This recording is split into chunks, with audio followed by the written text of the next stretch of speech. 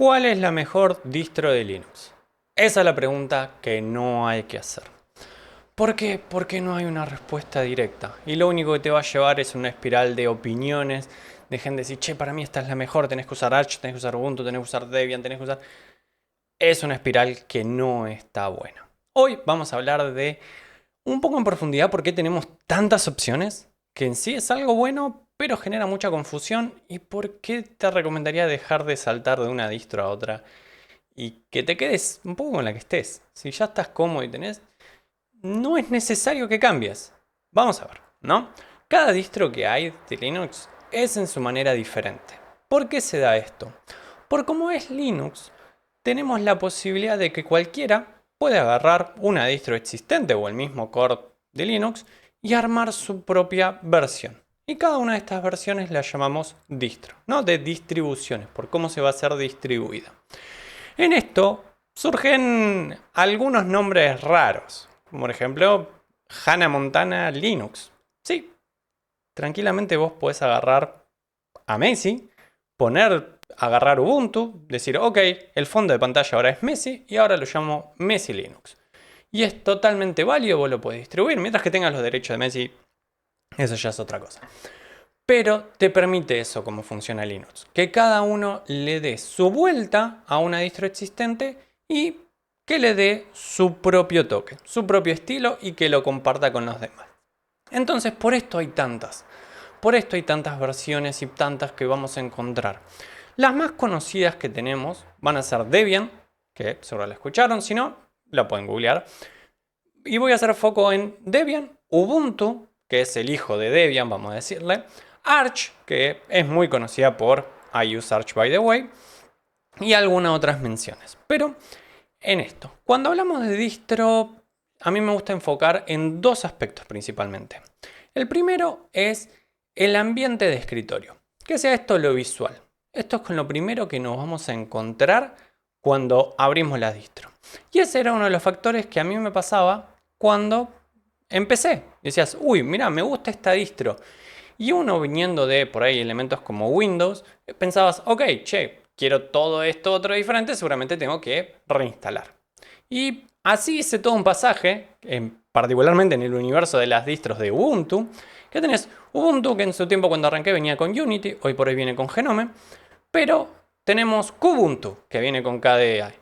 Tenemos Lubuntu, que viene con LXFCE. Tenemos Ubuntu, que viene con XFCE.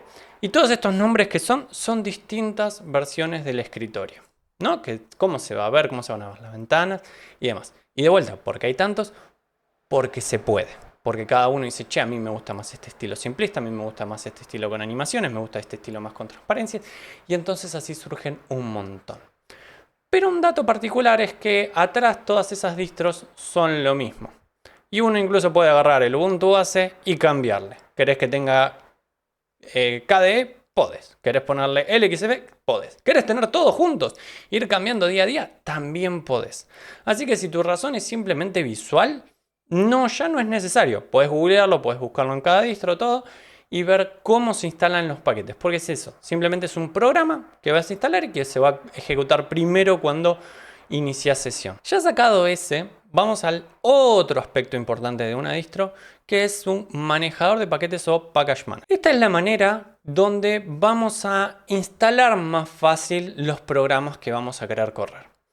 Y acá hay distintas filosofías atrás de cada uno de esos. ¿Por qué? Porque los paquetes, los programas se van recibiendo actualizaciones. Y esto genera siempre conflictos. Vamos a decir que tenemos paquete A, paquete B y una dependencia que es el paquete C. El paquete A depende del paquete C en la versión 1. Y el paquete B depende del paquete C en la versión 2. Ahí tenemos un conflicto directo, porque si instalamos la versión, el paquete A, paquete B no va a poder correr, y viceversa. Entonces, ¿qué decidimos hacer? Debian, por ejemplo, que se conoce como la más estable, tiende a mantenerse un poco por atrás. Y si no, mira, mantenemos el paquete 1, el paquete A, con el paquete C en la versión 1. Otras, por ejemplo, van más en lo que es más actualizada. Y que te puede generar el problema de que el otro quede viejo. Entonces, por ejemplo, Arch, por ahí nos podemos encontrar que está el paquete B pero no está el paquete A. Y ahí tenemos qué distro se acomoda más a nuestra necesidad de uso, ¿no? Y esto mismo que menciono que Debian se suele mantener con versiones más viejas y tratarlo más estable porque no van a actualizar hasta que esté más probado todo, él le da mucho el surgimiento a Ubuntu. Ubuntu trae cosas mucho más actualizadas que Debian. Pero asimismo se mantiene un poco más atrás de lo que viene, por ejemplo, de Arch. Arch, siendo también muy famosa por el meme, por todo lo que sea, también ganó popularidad por ser difícil de instalar. ¿Qué me refiero con esto? Casi todas las distros que se van a ir cruzando tienen un wizard que les va a ir preguntando, che, ¿cuál es el nombre del usuario? ¿Cuál es la región? ¿Cuál es el disco donde quieren instalarlo? Todo un menú siguiente y lo va a instalar. Arch tomó otro approach. Ahí nos da un manual y seguir todo de cero. No hay un wizard. Tienen que hacer y correr los comandos ustedes mismos. Que es una práctica que yo creo muy de aprendizaje. Que al menos una vez se les recomiendo hacer. Pueden levantar una virtual, hacerlo. Incluso si les gustaría ver algo de eso, háganmelo saber en los comentarios y lo podemos planear para un vivo o algo así. Lo hacemos en conjunto de mostrar todo este proceso. Pero bueno, no va el caso de este video. El caso es que desde esa versión de Arch podemos tener instalado y nos va a pedir que armemos todo nuestro sistema. Esto que mencionaba de qué versión de programa del escritorio vamos a tener con todo lo demás. Entonces, ya ahí tenemos la diferencia más grande que tenemos que ponernos a pensar al momento de elegir una distro para nuestro caso de uso es el entorno de escritorio que vamos a querer instalar, que eso, como dije, es cambiante, porque lo podemos cambiar en la instalación en cualquier momento. Y el Package Manager, que ese para mí sí es el más importante porque nos va a permitir qué versiones de programa vamos a tener accesibles. Una cosa por la cual Arch también ganó mucha popularidad es el AUR, el Arch User Repository. Este repositorio tiene programas o paquetes que no están configurados o mantenidos por los maintainers de la distro.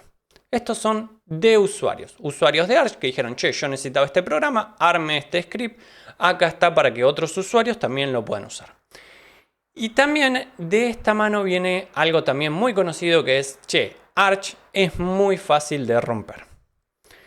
Y la realidad es que si vos te mantenés en los paquetes oficiales, mi experiencia, yo he tenido máquinas con Arch años, no se rompe. El problema es cuando empezás a meterle cosas del AUR demasiadas, no uno solo, sino demasiadas, y no manejan bien todas las dependencias. Porque por ahí un maintainer sí es más consciente de todas las dependencias, entonces es menos la probabilidad que la rompa y hay más gente mirando porque es el estándar que se usa. Si estás usando algo del AUR, es más probable que se pueda llegar a romper. A este caso, ¿por qué esto de que se rompe? Y esto puede pasar con cualquier distro de Linux. Linux te da el control total sobre tu máquina. Si vos a Linux le decís destruite a vos mismo, el famoso meme de rm-rf barra, que es borrar todo el disco, lo va a hacer. Incluso, por ahí famoso, si acá les voy a poner el clip de Linus Tech Tips, que estaba probando hacer un challenge de Linux de un mes y en la primera el sistema le dijo, che, esto que querés hacer es peligroso, y él mismo le dijo, sí, hacé lo que yo te digo porque lo copió de un script de internet y terminó haciendo mierda la máquina. And I have to type yes, do as I say in order to install it. And maybe it will install and launch now. What is the point of having a... Oh. Y esto es algo que pasa. Si están experimentando, jugando, es algo que pasa y pueden romper la distro y se reinstala, se sigue. Ahora la pregunta de si sos nuevo, capaz que todo esto que mencioné, ya venís trabajando con Linux y decís, listo, sí, yo ya sé, ya me doy la idea de por dónde agarrar, cuál agarrar. Pero soy nuevo, quiero empezar a meterme en esto. ¿Qué distro es lo suficientemente amigable? Arch, como dije, para la instalación, para alguien que no viene con tanto de sistema y no es tan amigable, porque no te da las herramientas, sino que es construirlo a tu manera, que está buenísimo, como dije, súper recomendable hacerlo. Mi recomendación, Ubuntu es el claro para muchos, ¿no? ¿Por qué? Porque hay mucha información. Muchos ya estuvieron en eso, entonces si googleas un problema te vas a encontrar con un montón de soluciones. Quizás no es el gusto para todos.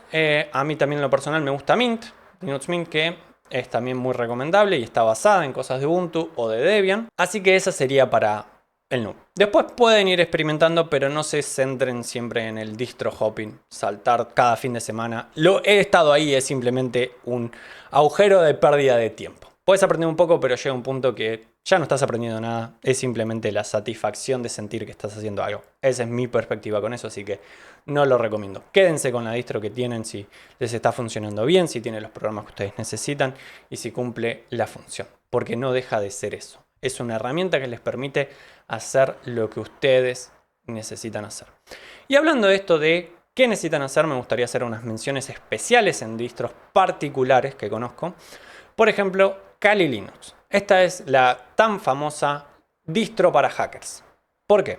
Está basada en Debian y simplemente tiene ya instalado un montón de programas y herramientas de test de penetración, que son estas herramientas que se suelen usar para probar ingresar a redes Wi-Fi, ingresar a otros, decriptar programas y demás. La verdad que eso me pasa muy por arriba. En mis temas no es algo del hacking que me meta. Hay muchos canales de YouTube que lo tratan todo, pero es muy conocida por eso. No significa que por instalar Kali Linux vas a ser un hacker de una, pero vas a tener a disposición herramientas que sirven a nivel profesional para hacer eso. Otra distro a mencionar, por ejemplo, es SteamOS. Sí, Steam de los videojuegos. Está la Steam Deck, la imagen va a estar acá, que corre Linux y que está pensada particularmente para videojuegos. Y a partir de esta hay un par de spin-offs de otras distros para esto. Entonces, aclara que está. Hay muchos, cuando vos ya estás corriendo Linux, que muchas de estas cosas lo vas a poder hacer. Si hay una herramienta de Kali Linux que te interesa, la vas a poder instalar seguramente en tu distro. No es que sí o sí, tengo que instalar porque es único. No, porque como funciona Linux, todos los programas van a estar. Lo que vas a tener, como mencioné, va a ser, es compatible con los paquetes de la distro que estoy corriendo para saber si va a poder correr o no. Así que bueno, con esto me despido. Espero que este breve video les traiga un poco de claridad en lo que es el mundo de Linux, de que es tan vasto, mientras que vos decís, Windows, listo, que tenés la versión 10, 11, ahora que se deprecan, no tenés mucho más. El mundo macOS es la versión que le dé a tu hardware, quédate ahí. Linux no. Linux es el mundo de crafteo. ¿Por qué? Por esto que mencioné. Hay tantas como gustos. Si ustedes están dispuestos a meterle el tiempo, con mucho o menos esfuerzo, pueden hacer su propia distro, distribuirla y ver si a la gente le gusta. Y eso es lo que hacen las comunidades. Fue uno que dijo, yo quiero esta versión que tenga estas cosas, a mí me gusta, lo saco. Otros se sumaron a los proyectos y han crecido de esa manera. Y siempre van a venir nuevas distros. Obviamente que no mencioné, ahora voy a poner un gráfico en pantalla con la cantidad de distros y los spawn de distros de cada una. Obviamente hay algunas que han quedado en el olvido porque la usaba solo el creador y hasta él mismo se dejó de usarla. Y tenemos otras que hoy por hoy se mantienen porque ya es muy utilizada en la comunidad. Así que bueno. Me voy a despedir. Muchísimas gracias por quedarse hasta el final. Si tienen alguna otra duda, demás, lo podemos ver en los comentarios, en Discord y demás. Muchísimas gracias. Si les gustó, no se olviden el like. Eso siempre ayuda un montón al canal. Y muchísimas gracias a los miembros del canal que apoyan a este proyecto que llevo. Me despido. Soy Alpha Developer. Nos vemos en el próximo video. Chao, chao.